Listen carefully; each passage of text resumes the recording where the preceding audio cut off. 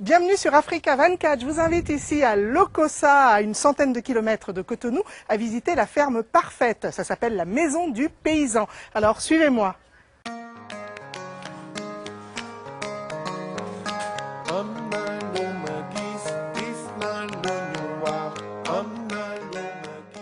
Merci de m'accueillir ici.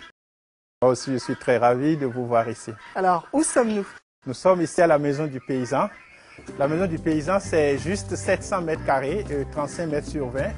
Et sur ce périmètre, nous élevons des poulets, des pintades, des dindons, des cabris, des lapins, des olacos, des pigeons et des porcs. Et nous élevons dans une logique anti-universitaire. Ah. Et ça marche depuis 12 ans. Vous allez nous expliquer ça depuis 12 ans, mais Oui. J'aimerais auparavant qu'on parle un petit peu de vous. Oui. Comment passe-t-on de vétérinaire à fermier? Il y a eu un gel de recrutement dans la fonction publique au Bénin ici en 1986-87. Et nous, quand on est rentré en 93, on n'avait pas de job et moi j'ai décidé d'aller au village. Alors vous êtes rentré, il faut que je précise, nos téléspectateurs, vous avez fait vos études en Russie. En Russie, oui. J'ai fait 6 années de médecine vétérinaire en Russie. Et je suis arrivé au pays, il n'y avait pas de job. Comme j'ai appris à soigner les animaux et que j'avais des prédispositions de fermier, je me suis lancé au village pour apporter mon savoir au développement du village. Dans mon enfance, quelque chose m'a marqué. La ferme de mon grand-père. Il avait plein de poulets, plein de cabris, plein de dindons, de pintades. Il offrait des poulets aux visiteurs.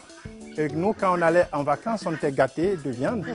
Ces poules pondaient jusqu'à 20 œufs au départ. Quand je suis rentré dans les années 93, les poules du village ne pondaient que 6 ou 8 œufs avant de couver. Je dis c'est pas normal, on ne peut pas être à l'heure des technologies nouvelles où on peut joindre le Japon très facilement maintenant et les poules vont régresser de cette manière-là.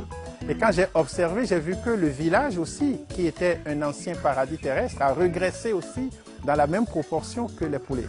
Alors d'où l'idée de cette Maison du Paysan. Voilà, de mettre mes connaissances, d'opérer une remise en cause pour adapter les connaissances acquises au développement du village. Alors, cette maison d'un paysan, on y trouve les animaux que vous nous les poulets, citiez tout à l'heure. les pintades, les dindons, les cabris, les lapins, les olacos, les porcs et les pigeons.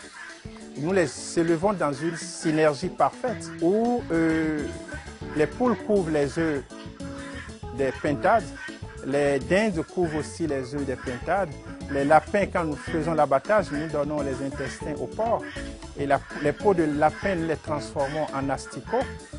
Quand les lapins gaspillent de la provende, les poulets dans les fosses, ils ramassent ces povandes gaspillées. Donc il y a une espèce de synergie, oui. C'est ça, oui. Les uns se nourrissent des autres, oui. et vice-versa. Oui, une sorte d'intégration. De ces différents élevages-là. Et cette association d'espèces, l'université a interdit ça. Juste parce qu'on nous a formés dans la logique de l'industrialisation et de la modernisation. En Europe, ils ont séparé les races depuis des centenaires. Et chaque espèce a eu à développer une microflore à part. Et quand vous associez maintenant deux espèces qui ont depuis des décennies vécu différemment, si vous les mettez ensemble, ils vont faire des maladies. Or, ici en Afrique, on n'a jamais séparé les races depuis l'origine des temps. Les poulets, les pintades, les dindons, les cabris, les chiens, les chats ont toujours dormi ensemble dans la même case, quelquefois avec l'homme. C'est pour maximiser tout ça, c'est pour ressortir tout ça que j'ai décidé, dans cette rébellion positive, de créer la Maison du Paysan pour montrer à tout le monde que c'est ce que devrait être la maison d'un paysan si l'université avait atteint ses objectifs de formation des cadres. C'est un échec à toutes les aides au développement. C'est criard que à la veille, au lendemain des indépendances, on n'était pas pauvre. Il y avait l'abondance alimentaire. Le maïs coûtait moins cher.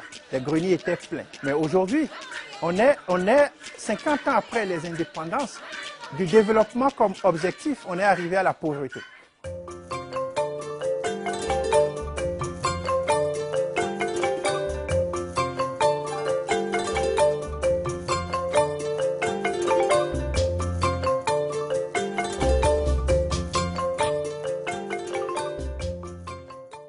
l'idée, en fait, c'est que à travers cette ferme modèle, cette maison du paysan modèle, c'est quoi? C'est de s'auto-nutrir, peut-être d'exporter également.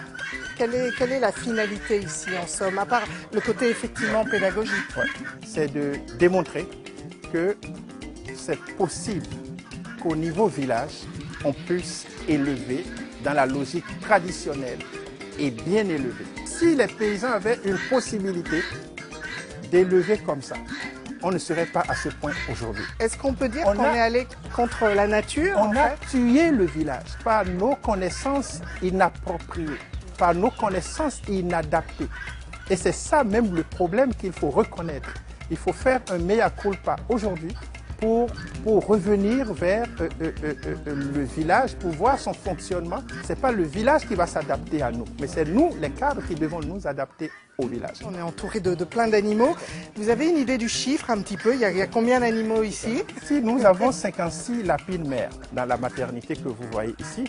On vend autour de 2000-2300 lapins par an. À partir, au prix de 3000 francs en moyenne, 3000 francs CFA en moyenne. Là, nous avons, sur la cour, nous avons 20 poules et une centaine de pintades. Et je veux vous faire comprendre que c'est la maison du paysan après la fête, après le nouvel an. Ah bah oui. Donc avant le nouvel an, c'était plein à craquer.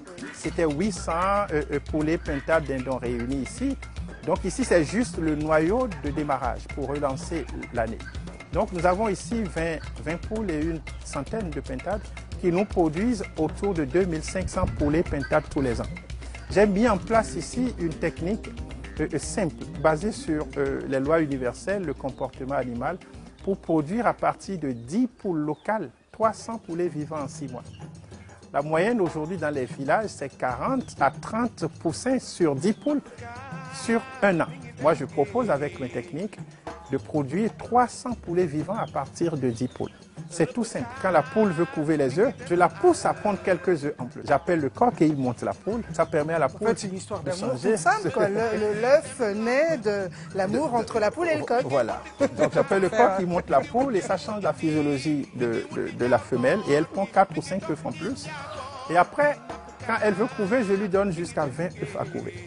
Combien vous coûte cet endroit, cette maison du paysan, et combien ça vous rapporte économiquement? Parce que c'est aussi une économie, parce que vous avez des personnes qui travaillent avec vous. Ça me coûte autour de 900 000, 1 million de francs par mois.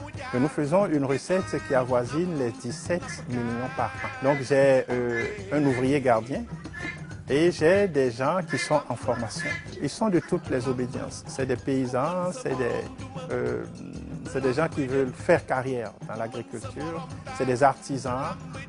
Quelquefois, je reçois les universitaires en stage, les élèves des lycées et collèges. Ils viennent faire leur stage ici. Alors, comme vous êtes à un bout et à l'autre de la chaîne, c'est pour ça que dans votre officine, notamment, vous fabriquez, vendez de la provende, que vous mettez au point des produits pour le bien-être de vos animaux. Ça, c'est le médecin également, mais l'homme d'affaires qui se retrouve. Non, le médecin qui adapte sa profession à son environnement. Vous voyez tous les médicaments qu'on nous envoie, c'est une pintade. C'est un coq qui vient de créer. Je suis nul, je ne vois même pas une différence entre un cri de coq et une pintade. Oui. Bon. Notre médecine a été enseignée sur la base de l'industrialisation et de la modernisation. Les médicaments aussi sont fabriqués en conséquence. Vous voyez ici, le paysan, il n'a que 50 poulets dans sa cour. Et vous voulez qu'il achète un médicament qui coûte 3000 francs, alors qu'il n'a pas les moyens de se l'acheter pour l'utiliser toute l'année, ce n'est pas possible. C'est pour ça que tout à l'heure, vous m'avez dit qu'un paysan qui ne peut pas s'offrir des médicaments pour lui ne va pas forcément soigner ses animaux. On a adapté, j'ai fait des mélanges de produits qui s'adaptent au contexte du petit élevage. Vous sentez que vous êtes écouté aujourd'hui en Afrique, où on prône justement, et ça j'aimerais avoir votre avis aussi, le retour à la terre. Il faut restaurer le village. Donc il faut il faut un programme de restauration du village qui utilise les approches développées par la maison du paysan, qui aboutit à de petites unités rentables de pintades, de poulets, de cabris, de porcs, qui puissent générer des revenus pour les paysans.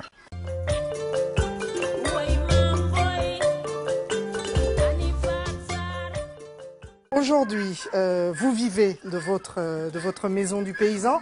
Là, pour le coup, ça génère des revenus. Mais qu'est-ce qu'il vous faudrait pour demain?